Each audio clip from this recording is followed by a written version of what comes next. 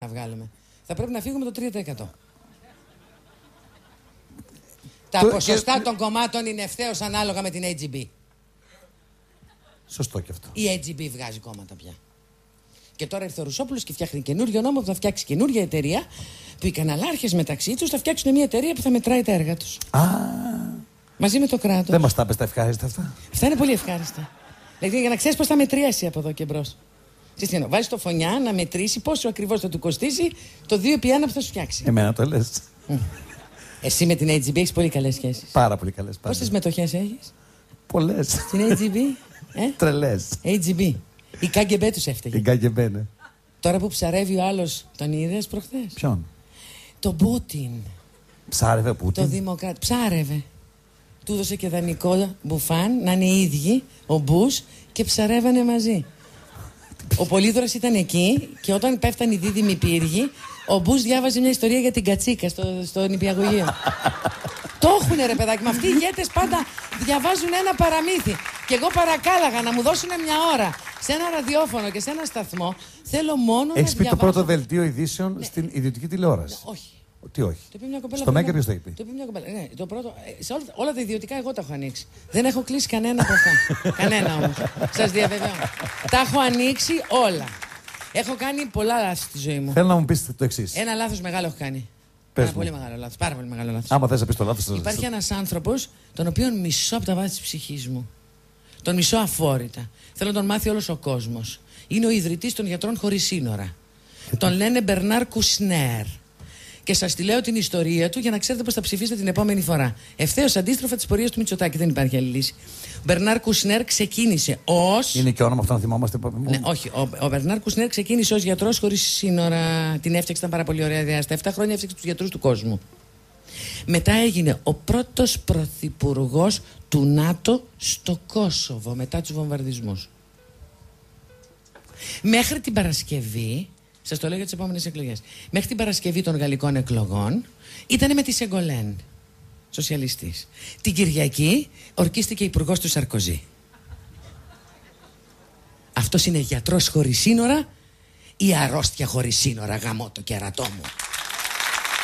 Είναι αρρώστια χωρίς σύνορα. Και την πληρώνουνε οι γιατροί, οι ρομαντικοί, τα παιδάκια που ξεκινήσανε τώρα το μεγάλο κόλπο. Σας το λέω σας για τα πιτσιρίκια. Μη σας πιάσει κανένας χάπατο. Εθελοντές. Εθελοντές. Πρέπει να γίνετε εθελοντές. Εθελοντής ο παππούς στα 80 να μην μπορεί, χωρίς τίποτα, με 45 βαθμούς, εθελοντής σχολικός φύλακας. Να κοιτάει μην τους σκοτώσουν τα αυτοκίνητα το παιδί. Για να μην υπάρξει φανάρι, για να μην υπάρξει τροχονόμος, για να μην πληρώσουμε λεφτά σε κάποιον άλλον. Εθελοντές νοσοκόμες, να μην υπάρχουν νοσοκόμες, θα πηγαίνουν εθελοντές και θελόντριες. Γιατί λέει στην Ελλάδα ο θεσμός της οικογένειας είναι πάρα πολύ ωραίο πράγμα. Αυτό συζητάνε προχθές στη Βουλή. Πώς εθελοντικά θα χρησιμοποιούμε τους συγγενείς για να μην προσλαμβάνουμε κανέναν. Και όταν πας να πάρεις μια δουλειά, θα παίρνουν μια δουλειά του 1 8ωρου, θα την κόβουν σε 4 ώρα και θα σου λένε ευκαιρία, πουλάκι μου. Ευκαιρία. Έμαθες καλά μαθηματικά. Ευκαιρία. 3 το λάδι, 2 το ξύδι, 5 το λαδόξιδο και 4 για το μαυραγωρίτι. Γι' αυτό πρέπει τα παιδιά να μαθαίνουν μερικά πράγματα, γιατί μαθαίνουν ιστορίες. Θέλω να μου λύσω όμως μια περιέργεια. Μιλάω πολύ όμως στη δική σου εκπομπή. Όχι, μ' αρέσει. Καταρχήν στην εκπομπή αυτή ήθελα να έρθεις να μιλήσεις εσύ.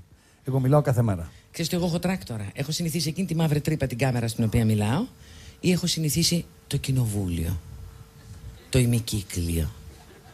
Εδώ όμως είναι το πιο ωραίο κοινοβούλιο. Μετάνιωσα πάρα πολύ. Άκουγα όλους όταν ήμουν δημοσιογράφος, τους πολιτικούς που ερχόταν και έλεγαν αφήστε με να ολοκληρώσω. Και έλεγα παλαβίνο όλοι αυτοί, γιατί θέλουν να ολοκληρώσουν. Ξέρω γιατί όμως. Τώρα το λέω κι εγώ. Είναι το σύνδρομο του κουδουνιού. Κάνεις κοινοβουλευτικό έλεγχο, θα σας πω πώς λειτουργεί η δημοκρατία και θα συγκινηθείτε. Ρωτάς έναν υπουργό και έρχεται τώρα γιατί κοινοβουλευτικός έλεγχος. Κάνεις 1,5 ώρα να πας. Άμα δεν είσαι υπουργός και δεν σε ανοίξουν το δρόμο, δεν πας. Πας. Κάνει 1,5 ώρα να πας. Μπαίνεις μέσα στη Βουλή, περιμένεις τη σειρά σου, πάει το κουδούνι, είναι όλοι καθυστερημένοι. Έρχεται, άκουσε, διαβάζει την ερώτηση, είμαι ο πρόεδρος. Απαγορεύεται η ερώτησή μου να είναι παραπάνω από 15 αράδες. Μην κουραστεί ο πρόεδρος και διαβάζει 16. Πρέπει να είναι 15 αράδες. Τι διαβάζει.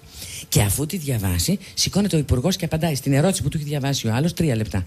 Εγώ μιλάω 2, αυτός ξαναμιλάει μετά 3 ή 4, γιατί παίζει το κουδούνι και τελείωσε ο κοινοβουλευτικός έλεγχος. Αυτό είναι όλο. Αυτό είναι κοινοβουλευτικό. Γι' αυτό τα καταφέραμε και τα βρήκαμε όλα. Αυτός. Για πες μου κάτι. Εκεί λοιπόν εγώ θέλω να μου απαντήσει αυτό το ερώτημα λοιπόν, που δεν βαράει κουδούνι. Ναι, το κουκουέ προχωράει, ναι, το κουκουέ λέει, ναι, ο συνασπισμός λέει, ναι, αυτό λέει, ναι. Ο κόσμος στην αριστερά γιατί δεν πάει τελικά?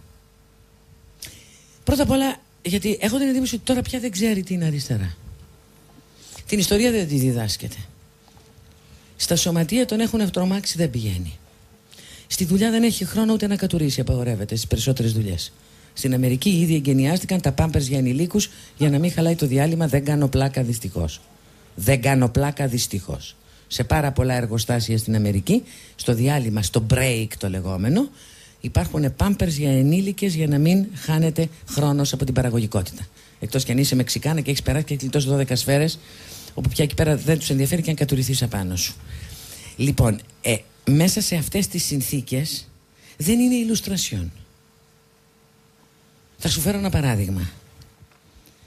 Τα 3/4 των φεμινιστριών που ξέρω, των γυναικών που είναι υπέρ του γυναικείου κινήματος, των γυναικών που θέλουν ισότητα των φύλων, θα θέλανε στη θέση της Παπαρίγα ίσως την Καηλή. Μια πιο όμορφη, πιο συναρπαστική γυναίκα.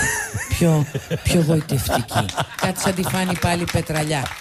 Και δεν τρέπονται να λένε ότι είναι και του γυναικείου κινήματος και να μην αναγνωρίζουν σε ένα κόμμα ότι δεν μέτρησε το φύλο για το ποιος θα γίνει γραμματέας ή όχι. Θέλω μια τελευταία ερώτηση να σου κάνω. Τώρα τι κάνουμε εδώ που φτάσαμε? Αυτή είναι η τελευταία ερώτηση. Αποφασίζουμε ότι δεν έχουμε ιτηθεί. Ιτημένος είναι όποιος λέει ότι δεν γίνεται αλλιώς. Λαός και ράτσα, έθνος και πατρίδα, που έχει κόσμο, που έχει αποφασίσει μόνος του, γιατί το είδε στην τηλεόραση, γιατί τον πείσαν οι διπλανοί του, γιατί τον σκιάξαν οι απαιτήσεις, γιατί έχει εφιάλτες στον ύπνο του και ο ύπνος του δεν μυρίζει πυρκαγιά και λέει δεν γίνεται αλλιώς, έχει χάσει, τα έχει παραδώσει όλα και έχει ξεβρακωθεί. Ο κόσμος αλλάζει, δεν μπορεί να τον αλλάξει κανένας μόνος του. Όλοι μαζί αλλάζουμε αυτό, τον τόπο και την πατρίδα σε 24 ώρες αν το θελήσουμε. Και δεν ζητάμε από κάποιον άλλον να μας κάνει την επανάσταση. Και δεν αφήνουμε τη λέξη πατρίδα σε κάποιον που τη θεωρεί οικόπεδο.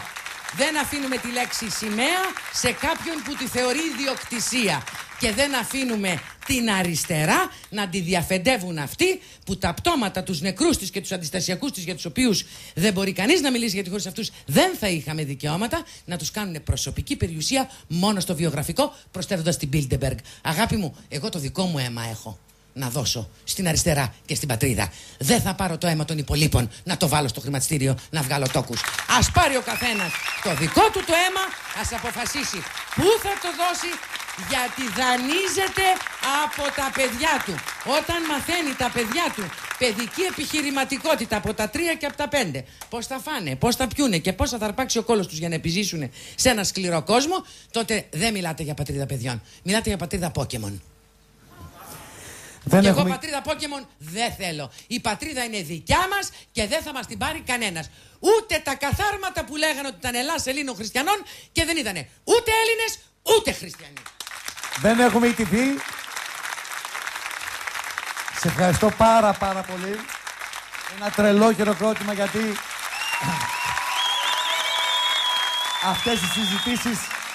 αυτές οι συζητήσεις γίνονται σπάνια στην ελληνική τηλεόραση. Το ξέρουμε όλοι, αλλά χαίρομαι που τα παιδιά σήμερα ακούσανε εσένα. Εγώ θέλω μόνο να πω μια κουβέντα. Θέλω να ευχηθώ ειλικρινά απόψε από εδώ και δεν τρέμω μη μου τα πούνε και μη μου πούνε και μη γράψει εκεί Πανδώρα, ξέρεις που την έχω γραμμένη. Γιατί άλλο το βήμα, μη βήμα να πάμε μπροστά και άλλο το βήμα ως τέλος πάντων. Δεν θέλω να μιλήσω για την εφημερίδα της κυβερνήσεως, δεν μπορώ, δεν μου επιτρέπετε.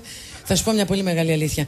Θα ήθελα μια κουβέντα, μια προσευχή, να πάει καλά η υγεία του Χριστόδουλου για ένα λόγο. Ο Ορθόδοξος δεν φοβάται τίποτα. Ούτε την αρρώστια, ούτε το θάνατο, αγάπη μου. Λοιπόν, να πάει λίγο καλύτερα η υγεία του πριν αρχίσουν να του κόβουνε. Ξέρεις τι εννοώ? Διαδοχή. Διαδοχή, το πες πριν. Από τη Βασιλεία ξεφύγαμε.